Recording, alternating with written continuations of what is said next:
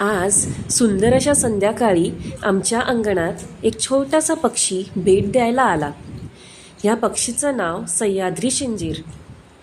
तो आमच्या अंगणात असलेल्या फुलांमधील मध प्यायला आलेला.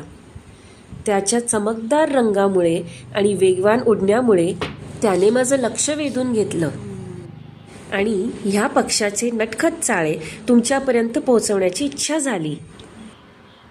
म्हणून म्हटलं पटकन त्याची छबी कॅमेऱ्यात कैद करून घेऊया.